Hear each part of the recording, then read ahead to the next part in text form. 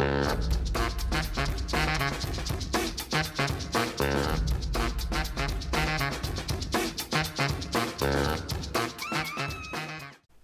folks, welcome back to KJ's channel. I hope you enjoyed part one of that conversation with my brother Brian. Today I'm going to post part two. It was just a discussion, and we were talking about different things, different aspects of how martial arts, Tang Soo Do, has influenced our lives. If you like it, leave a comment. If you disagree with something, leave a comment. And this is our experience with it. Today we're going to continue that conversation and kind of talk about how that impacts other parts of our lives, and just kind of finish out the rest of that discussion. So, hope you enjoy.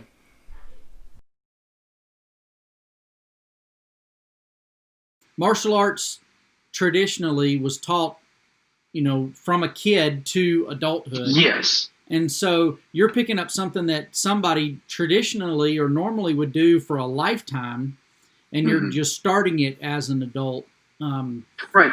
You're not going to be, I see a lot of it is they're not going to be able to, a lot of people aren't going to humble themselves and be like, okay, well, I'm not good at it. And they want to quit to get something that they're good at. Right. And you're not going to be good right away. Well, I think that's part of it. I think it's also an aspect of the amount of work that it takes. Oh, yes. It's dedication. You have to put a lot of dedication into that. Yeah. I remember watching the TV shows, as you mentioned at the very beginning of this, the movies and stuff. So you had The Karate Kid, but we also had Teenage Mutant Ninja Turtles that came out. The Three Ninjas. The Three Ninjas, yeah. I remember watching all those, and I loved them because it was on par with what we were already doing with the martial arts. And a lot of people see those as kid cartoon style of things because, it's kind of, I don't want to say a hobby or something that you pick up as a kid, but it's something you want to teach at a young age. But you can still learn and bring a lot of stuff from it at an older age. And I think as a mentality, as a kid, you do get certain things ingrained. And then once you mature, it kind of blossoms into something of like, oh. So it's as an adult, you're having to unlearn stuff to relearn stuff a different way and get different paths done. And as a kid, it is a lot easier to do that. You find that with languages and stuff like that. Well, it is. It's just easier to learn as a kid, and you don't have all the responsibilities that you have as an adult with a job, and as a kid, you're able to do a lot more practice and put some more time into that. Mm-hmm. There's no way that I could do karate 5 nights a week now. Right. It's you have to, if you're going to do it, you make it a priority. But we have so many other priorities going on, and a lot of responsibilities that mimic that. Besides just a job, you've got a family, you've got kids, you've got a wife, you've got a house you need to take care of. You've got the church you've got to take care of. There's a ton of other responsibilities that you have. Right. Same with me. And priority, you only have so many hours in a day. You can't do everything. And ultimately, I think that's probably one of the greatest lessons I learned from my time in martial arts and thinking about working on it now is there's only so much that you can do. Mm-hmm. Now, there are things that only take a couple minutes to do, to work on it. For instance, doing a form. Kijo Hyung Ilbu, basic form 1, is less than just under 30 moves. Okay, and each move, if you're doing it by what regulations or whatever, it's supposed to be 1 second per move. So that's 30 seconds, or just less than 30 seconds to do. You can do that. Yes, there is prep time that you've got to mentally kind of go through it. But there are things to where, separate 5 minutes out and go through 3 forms or something like that. But I'm going to push back a little bit on you because go ahead. I think that works for us because we have the basis. If somebody was to try and learn the skill, they're not going to be able to do that and kind of keep up to date. And what I was trying to say is not everybody makes it to 8th Dan. Correct. There's a reason for that, and that's because certain people are able to say that's going to be a focus of my life and put it there, and then other people decide to do things in different areas. And as a human being, I can't become a concert jazz saxophonist, an 8th degree black belt, the greatest, have the biggest fabulous church in the world, become a marathoner. I can't do everything. Okay, so pushing back with that as well, because we're talking about two different levels here. You're talking about almost a mastery level of right. Starting as an adult. I do not expect if someone came in at 30 to 40 years old for them to become a master in 15 to 20 years. No, I don't see that unless they're doing it 6-7 days a week, consistently, hard hours a day. That's the only thing they're doing. Yeah, that's so. That yes, fully true. Yeah. However, mine was more of being, even if you're brand new, taking just a few times, especially at a white belt, it's a lot easier because you don't have much that you have to worry about. You've only got certain techniques to do, and those are a lot easier to practice on a consistent basis, using 4 minutes a day. So yes, It was two different tiers that we were talking about. Exactly. I was talking about being there. You were talking about mastery side of level. I agree. Yes, you go in at an older age. Yeah. I guess ultimately what I wanted to say is if there's anybody watching that says, I'm thinking about going into martial arts, but I won't be able to become that level, still do it anyway. Yeah, exactly. I graduated with my bachelor's degree in my 30s. So, it takes different people different times, and not everybody is going to be 5th Dan, 8th Dan. No. Some people... And for some people, making it to your first degree is all they are going to be able to accomplish with other priorities that they have in their life.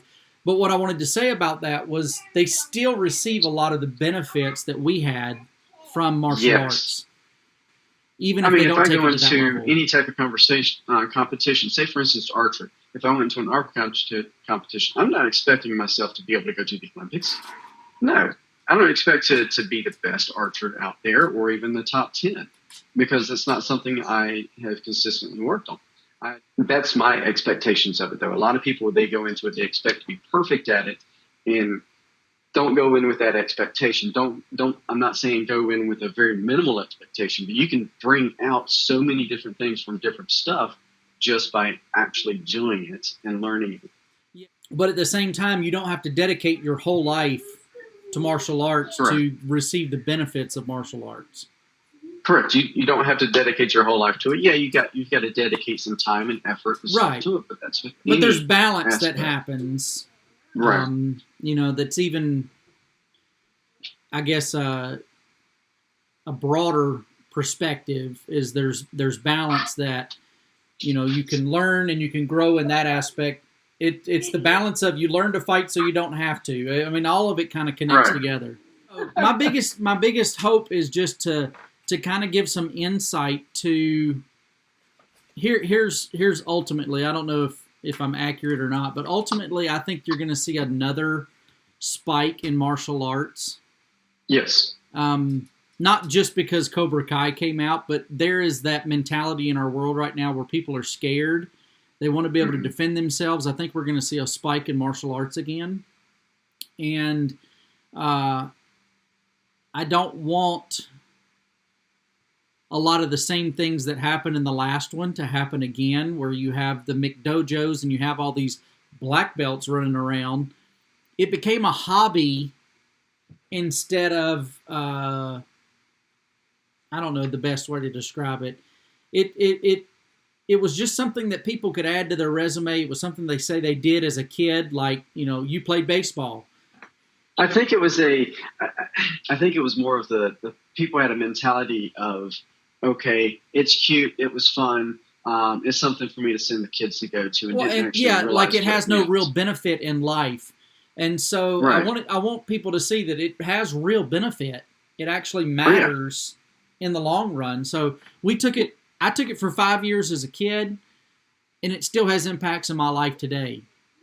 Going to jobs for myself, it was to where I was working at jobs, and they were like, okay, well, how are you were able to focus and go here, here, and here, and you're actually disciplined enough where my work ethic went into who I was. So when I was in the martial arts, and I just brought that over as it's my work ethic. You tell me to do something, we'll get it done, type of stuff. It wasn't that, well, you know what, I'm just going to clock in for a few hours and do just a couple of things just to get by and get this paycheck. No, it was like, I'm there for a reason. Mm-hmm. And that was the mentality of the martial arts. I'm not going to class to just sit by and get by and try and get around, because we had to earn our rank.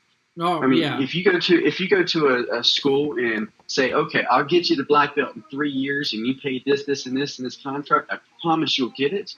Then more than likely you're going to set yourself up for failure. Right. If you go to some place that you're invited to test, you're getting an invitation to test, not a, well, it's been 3 months, we should test you. Because if someone just goes to just go do something or just to get by, that's not going to be the mentality that's needed to be able to do that. So yeah, if someone's going to get in to try and just to get by, find something else that's going to get into your heart and be something that you're going to want to do, not just to get by. You need something that's actually going to give you discipline. Right. That's the art part of it. Is it Yes. becomes part of who you are, instead of, okay, I just need to get a black belt. Right. If you're doing it just to get a black belt, go somewhere else. Sorry, I know that kind of sounds bad for certain things. Well, you but can if buy you're getting it those. just to You hang can it buy on the those wall, at J.C. Penney for a lot cheaper. And yes, I mean Amazon will deliver it to you. Yeah. and you know, that's part of what I kind of want this to. You know, people are like, oh, okay, if I'm going to look into this, what does that look like, and how does it Right. impact my entire life? Versus just, you're not going to just take a couple of classes and become the bodyguard for the family. Yeah, Yeah. It's like going to buy you go buy a shotgun to protect your house, but never learn how to load it. Right.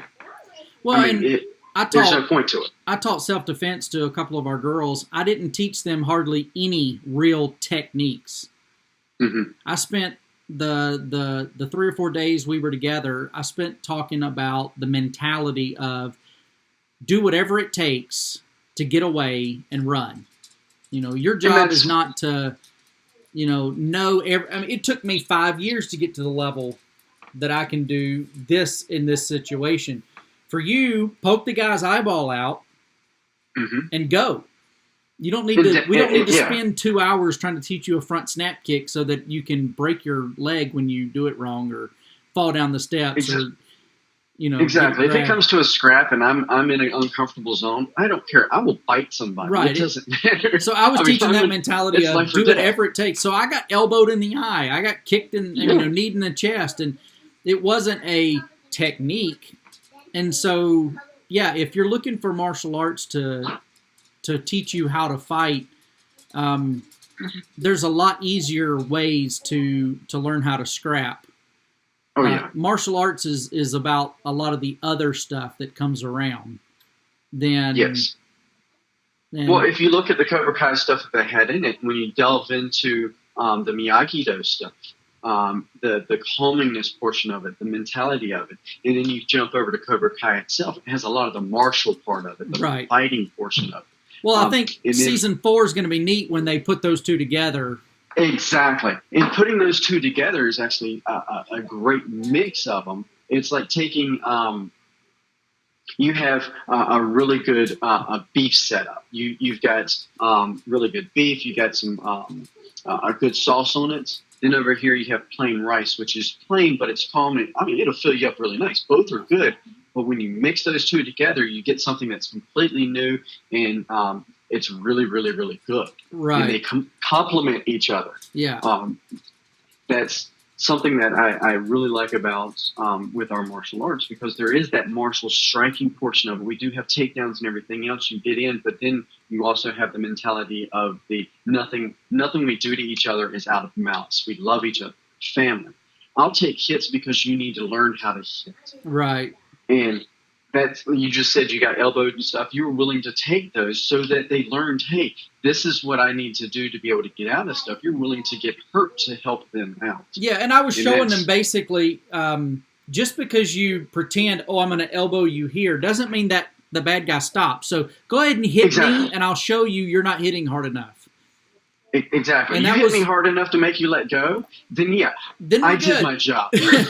And that was what one of the girls, learned really quick, was that her idea of what it would take to break a hold or to get somebody to stop coming after you was way lower than what was real. It's going to shock you the first time of like, oh, wow, that actually is a lot different than I expected. Because especially with someone that has malice behind it, because it's a lot of people go narrow focused on a lot of things and lose a lot of area outside of seeing what was going on. Yeah. Well, and we said it earlier, blocking hurts if you do it right. Yes. And, blocking hurts, and also blocking isn't a very good attack too. Yeah. If you block somebody's punch hard enough, they're not going to touch do it anymore. The more I've listened to in-depth, high-ranking martial artists, the least they want to fight. Yes, because I don't care to fight. I prefer not to get into a confrontation. Now, if I need to, I will. The most dangerous martial artist, in my opinion, is somebody that's right around third or fourth gut. Because in fourth gut, that green belt area to where they got confident of like, oh, I know how to do this, and that's when they put them in a ring with black belt. Humility mode is kicking in, and there's a difference between gups and black belts. There's a difference that happens. They start learning that at red belt because they're getting there, but green belt hasn't got there yet. So that's why I think third and fourth, right in that area, they're the most dangerous because they have the power, they have the skills, they have the ability, but they haven't been put on their butt enough yet. Correct. That's why you put them in there with the black belt. Exactly. That's why red belts get beat up so bad. Is because it's not. And it's not that it's out of malice by any means, but it's a humbling portion. It's a hey guy, I understand you know how to use this, but you don't know how to use this. Right. Black belt. Because black belts get humbled once they start getting to second and third. Right. Not physically though. They get humbled mentally. Like, okay, you go work with them, and then we're going to look how you worked with them afterwards and see how you did it. Why does their front kick look so bad? Don't you know how to do one? Teach them how to do it. Basically, it's why does your student not know something he's supposed to know for this test? You're bringing your student to me saying he should know these things. I ask him to do it, and he can't do it. Is that a failure on that student, or is that a failure on the instructor? That's a failure on the instructor. And that's a huge, that mentality going from your green belt to the red belt to the black belt portion of it, that's a physical aspect to get humbled. That other portion of it is a huge mental aspect of being humbled. It's like, wow, I failed somebody else. It's not that I failed myself. Well, and that's the truth of Christianity is the Crusades were a violent way of trying to push Christian doctrine and practices and culture on somebody else, which is the same thing that's happening in our country right now. Correct. To physically fight into that is not the way to do it. The reason that America is where it is because the majority of people in America are not Christian.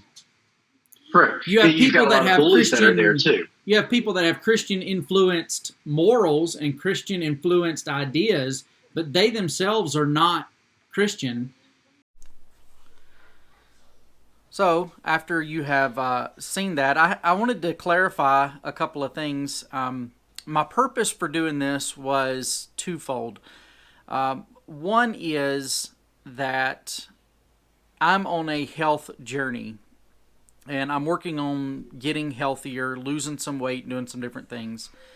The mentalities that I learned back then, as well as with some of the working out and the physical part of it, is going to be part of that journey. So I just want to kind of mention that beforehand and kind of talk about it. The second thing is with the nation where it is right now, I know martial arts comes from needing to defend yourself. Empty hand self-defense was kind of the purpose for why all of this started. And if you go and research the history of Tang Soo Do, you'll learn that a lot of that grew out of the time of the Japanese occupation in Korea. The people wanted to be able to feel like they could defend themselves. And so I know that there's a rush to buy firearms and all that other kind of stuff. And you know, I don't have all the answers, but I am thinking through it. And I just invited you guys to be a part of what that looks like in thinking through it. But I think it was very important there at the end to highlight that fighting is not the answer. Those who are most versed in fighting are usually the last ones to get into it. I think that says a lot